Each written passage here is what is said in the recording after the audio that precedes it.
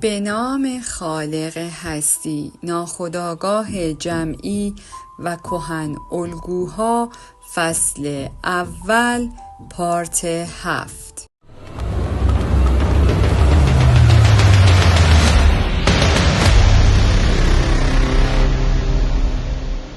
در حقیقت این فرایند از روال طبیعی زندگی پیروی می کند. همان زندگی که در آن انسان همان چیزی می شود که همیشه بوده است، چون انسان از حس آگاهی برخوردار است و این نوع پیشرفت برایش به آسانی به دست نمی آید. این فرایند اغلب متنوع و آزاردهنده است، چون حس آگاهی بارها و بارها از اساس کهن الگویی و غریزه‌اش دور می شود و خود را در تقابل با آن می یابد. در این مواقع ترکیب دو موقعیت ضروری می شود. این امر حتی در سطوح ابتدایی، جایی که به شکل آیین‌های جبرانی نمود پیدا می کند، نوعی روان درمانی است. مثلا همانندسازی بومی‌های استرالیایی با اجدادشان در دوره الچرینگا، تطبیق بومیان تاتویی با پسران خورشید، تعیین هویت رتبه خدایی هلیوس با رازهای ایزیس و مانند آن. بنابراین در رواندرمانی از یک سو تا جایی که ممکن است محتویات پیچیده ناخودآگاه را خودآگاه می کند و از سوی دیگر پس از تشخیص این محتویات را با حس آگاهی ترکیب می نماید. با این وجود از آنجا که انسان مدرن بسیار انزوا طلب است و از این خصوصیت خود برای جلوگیری از روبرو شدن با خطرات استفاده می کند، نمی توان همیشه نتیجه گرفت که تشخیص موضوع موجب عملکرد صحیح می شود، بلکه برعکس. باید بدانیم که تشخیص به تنهایی کاری از پیش نمی برد و بنابراین باید عملکرد معناداری را در پی داشته باشد.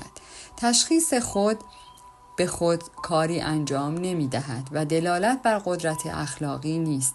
در این صورت مشخص است که درمان بیماران روانی تا چه اندازه‌ای مشکلی اخلاقی است. از آنجا که کهن الگوها مانند همه موضوعات اسرارآمیز نسبتاً مستقل هستند، بنابراین نمیتوان آنها را به سادگی به کمک منطق با هم ترکیب کرد. آنها به فرایند مناظره‌ای نیاز دارند و بیمار اغلب در قالب گفتمان با آنها روبرو می شود و به توافق می رسد بدون اینکه بداند و از علم کیمیاگری و مدیتیشن استفاده کند. واژه‌نامه کیمیاگری معمولاً این فرایند روالی دراماتیک با افت و خیزهای متعددی روبروست. این فرایند خود را در سمبول‌های رویا باز می‌یابد و با نمودهای جمعی ارتباط دارد یا همراه است که در قالب بنمایه کهن الگو فرایندهای روانی تناسخ را از زمانهای دور نشان می‌دهد. در این سخنرانی تنها باید به چند نمونه از کهن الگوها بسنده کنم. من کهن الگوهایی را انتخاب کردم که نقش اصلی را در تحلیل روان مذکر دارند و سعی کردم تا اندازه‌ای فرایند تناسخ را تشریح نمایم. البته این سخنرانی قبلا منتشر شده است و من باید شخصیت‌های سایه، انیما پیرمرد خردمند را در کنار شخصیت‌های همتراز با آنها در روان مؤنث به تفصیل در بخش سمبول‌های خود بررسی نمایم تا فرایند کسب هویت در ارتباط با سمبول‌های کیمیاگری هم بیشتر تشریح شود. مفهوم ناخودآگاه جمعی. احتمالاً هیچ یک از مفاهیم تجربی من به اندازه مفهوم ناخودآگاه جمعی مورد سوء تعبیر قرار نگرفته است. به همین دلیل است در ادامه سعی دارم 1. تعریفی از این مفهوم ارائه دهم. 2. آن را از نظر روانشناسی توصیف کنم. 3. روش اثبات آن را شرح دهم و 4. مثالی بزنم. 1. تعریف ناخودآگاه جمعی بخشی از روان است که میتوان با توجه به اینکه این مفهوم برخلاف ناخودآگاه فردی وجود خود را در گرو تجربه شخصی نمیداند و در نتیجه دستاوردی فردی نیست، بین آن دو تفاوت قائل شد. ناخودآگاه فردی اساساً از محتویاتی تشکیل شده که زمانی خودآگاه بودند، اما در دوره‌ای به دلیل فراموش شدن یا سرکوب شدن از محدوده‌های خودآگاه خارج شدند، در حالی که محتویات ناخودآگاه هرگز وارد حیطه خودآگاه نمی شوند، بنابراین هرگز به صورت فردی کسب نمی شوند و وجودشان منحصراً به وراثت بستگی دارد. ناخودآگاه فردی عموماً از عقده‌ها تشکیل شده است، در حالی که ناخودآگاه جمعی اساساً از کهن الگوها تشکیل گردیده است. مفهوم کهن الگو که جزئی جدایی ناپذیر از ناخودآگاه جمعی است، دلالت بر وجود قالب‌های تعریف شده روان دارد که به نظر می‌رسد همیشه و در همه جا حضور دارند. محققان اسطوره‌شناس آنها را به بنمایه می‌نامند. در روانشناسی انسان‌های اولیه این مفاهیم به نمودهای جمعی لویبرول نزدیک بودند و در زمینه مذاهب تطبیقی هوبرت و موس آنها را معقوله‌های تخیل نامیدند. آدولف بستین خیلی پیش آنها را ابتدایی یا افکار بسیار کهن نامید. با توجه به این منابع واضح است که نظریات من درباره کهن الگو به طور لفظی، یعنی فرم‌های از پیش موجود، صرف نیست و در سایر زمینه‌های علمی هم از آنها ذکری به میان آمده است. بنابراین فرضیه من چنین است: علاوه بر خودآگاه ما که ماهیتی کاملا فردی دارد و آن را به عنوان تنها شکل روان تجربی میشناسیم، حتی اگر ناخودآگاه شخصی را هم به آن بیفزاییم، سیستم روانی دومی هم وجود دارد که جمعی و جهانی است و ماهیتی غیر شخصی دارد و در همه اشخاص به یک شکل است. ناخودآگاه جمعی به صورت فردی توسعه پیدا نمی کند، بلکه به ارث می رسد. این ناخودآگاه از قالب‌های از پیش موجود، یعنی کهن الگوهایی تشکیل شده که بعداً خودآگاه شدند و به محتویات روانی خاص شکل تعریف شده‌ای می دهند. 2. معنای ناخودآگاه جمعی از دیدگاه روانشناسی. روانشناسی بالینی که از ممارست‌های حرفه‌ای حاصل شده است، بر ماهیت فردی روان تاکید دارد. منظورم نظریات فروید و ادلر است. این دیدگاه روانشناسی فردی است و همه عوامل اتفاقی یا مهم آن کاملا شخصی در نظر گرفته می شوند. با این وجود حتی این نوع روانشناسی هم بر پایه عوامل بیولوژیک عمومی بنا نهاده شده است، مثلا بر غریزه جنسی یا ضرورت اثبات خود که به هیچ وجه جزء ویژگی‌های شخصی نیستند. باید این کار را انجام داد چون ادعا شده است که این عمل تشریحی است. هیچ یک از این دیدگاه وجود غریزه‌های ابتدایی را که در انسان و حیوان مشترکند یا آن دسته از غرایز را که تأثیر عمیقی بر روانشناسی فردی دارند انکار نمی‌کنند. با این وجود غرایز غیر شخصی و فراگیر عواملی میباشند که به شخصیتی پویا یا با انگیزه به ارث میرسند و اغلب آنقدر کند و کم کم وارد حیطه آگاهی میشوند که روان درمانی مدرن وظیفه دارد به بیمار کمک کند تا از وجودشان آگاه شود.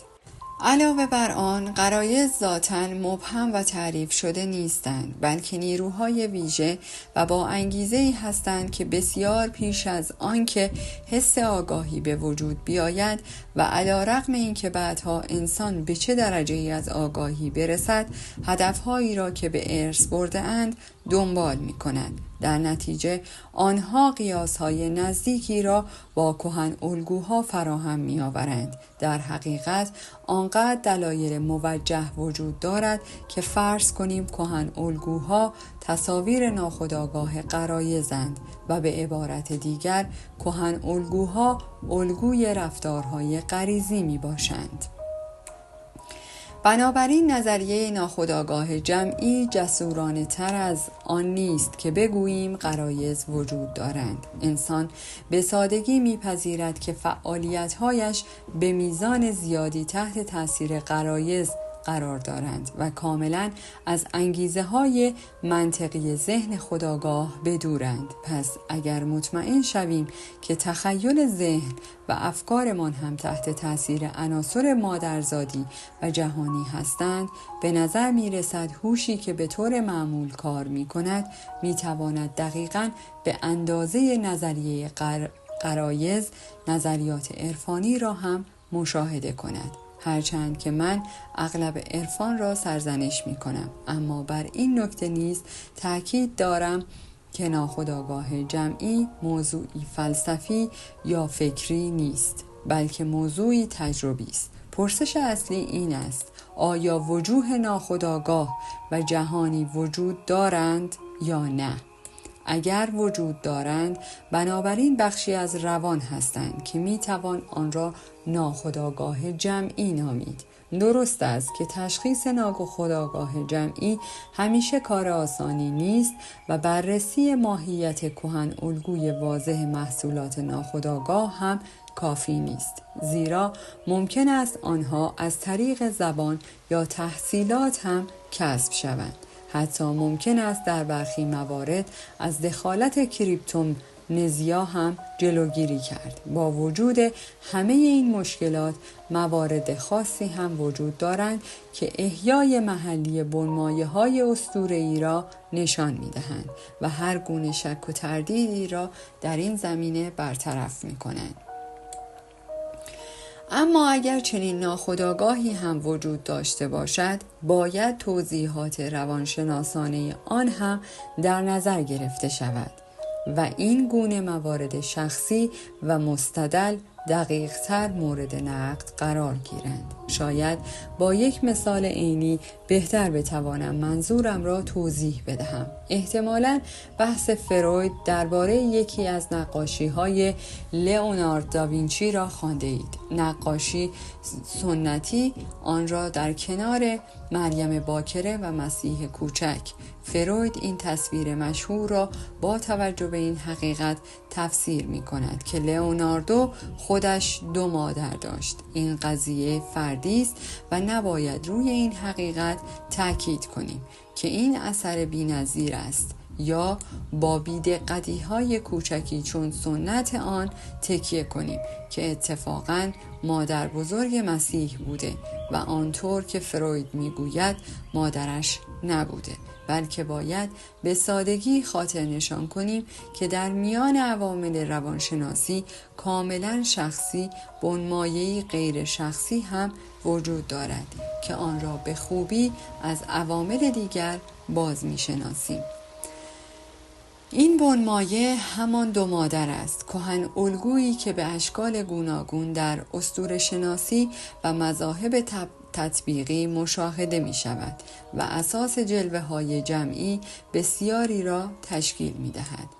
مثلا می توانم به بنمایه نژاد دوگانه اشاره کنم، یعنی داشتن والدینی که یکی از آنها انسان و دیگری خداست، از جمله هرکول، و به دلیل اینکه هرا نادانسته او را به فرزندی پذیرفت به جاودانگی دست یافت. آنچه که در یونان اسطوره است در حقیقت در مصر یک آیین است. فرعون ذاتاً هم انسان و هم خدا بود.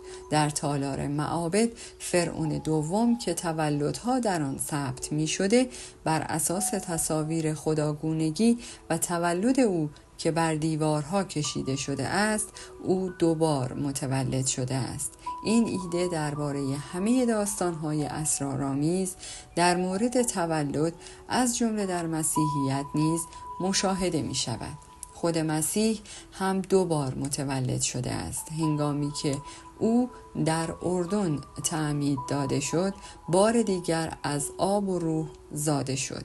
در نتیجه در آیین‌های نیایش رومی ظرف مخصوص نگهداری آب مقدس را شکل می‌دهد. و همانطوری که در کتاب دعاهای رومی مشاهده می شود، حتی امروز هم همین نام را دارد و در شنبه مقدس پیش از عید پاک طلب برکت از ظرف آب مقدس مرسوم است. افزودن بر آن بر اساس یک تفکر مسیحی، عرفانی، روحی که به شکل کبوتر ظاهر می شود. سوفیا ساپینتیا سمبل خرد و مادر مسیح نامیده می شود. به لطف این بنمایه تولد دوگانه، بچه های امروزی به جای اینکه فرشته های خوب و بدی داشته باشند، به طور اسرارآمیزی به هنگام تولد بر مبنای دعای خیر یا نفرین آنها را به فرزندی میپذیرند. اسپانسر و پشتیبان یعنی پدرخوانده و مادرخوانده دارند. اندیشه تولد دوباره در همه زمانها و مکانها یافت می شود.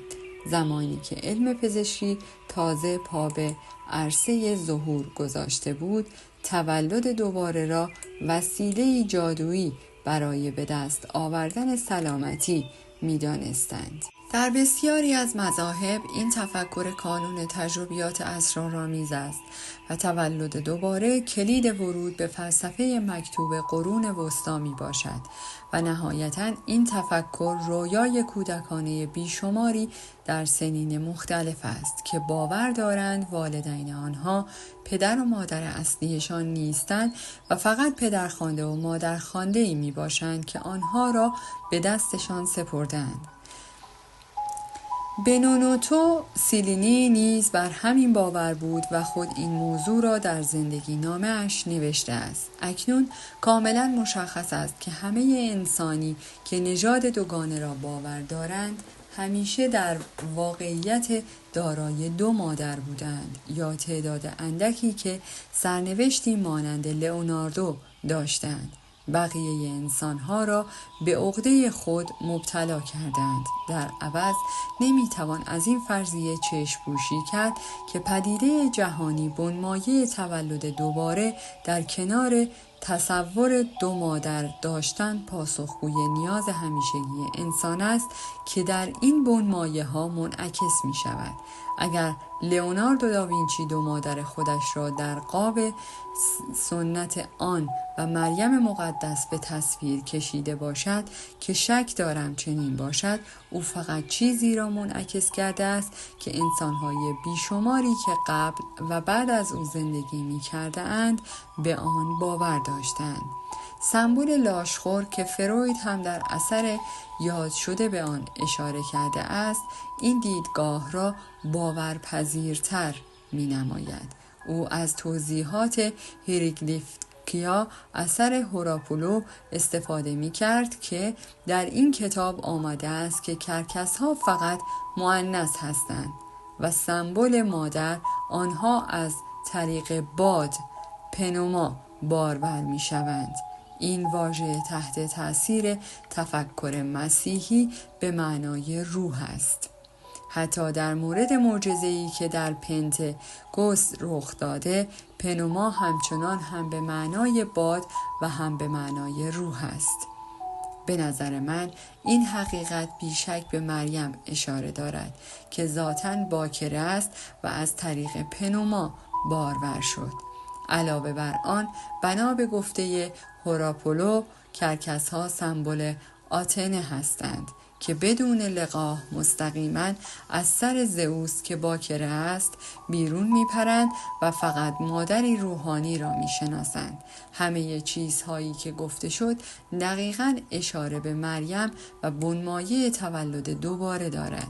کوچکترین دلیلی وجود ندارد که لئوناردو در نقاشیش چیز دیگری را به تصویر کشیده باشد.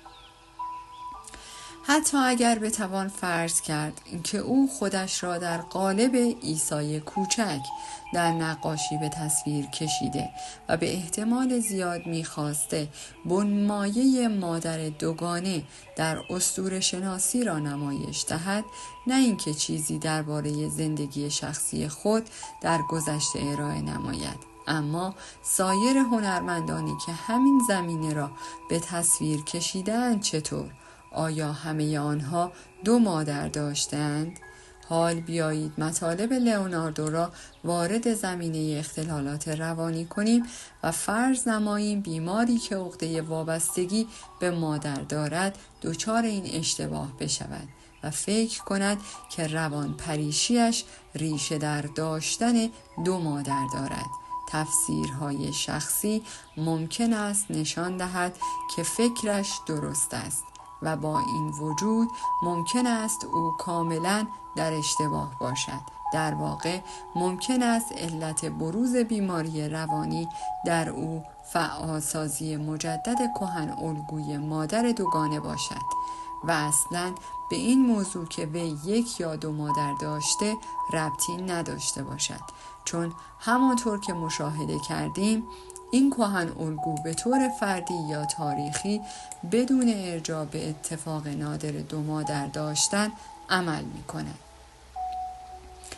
در چنین موردی پیدا کردن دلیلی ساده و شخصی بسیار اغوا کننده است، اما این فرضیه نه تنها دقیق نیست بلکه کاملا هم اشتباه است. درک اینکه چطور بنمایه مادر دوگانه میتواند نقشی مؤثر و تعیین کننده در بر به وجود آمدن شرایطی بحرانی داشته باشد برای همه، مخصوصاً برای پزشکی که فقط طب خوانده است، بسیار دشوار است. اما اگر قدرت‌های شگفت‌انگیزی را که در حیطه اسطوره شناسی و مذهب وجود دارند در نظر بگیریم، از اهمیت سبب شناسی کهن الگو کمتر متعجب می‌شویم.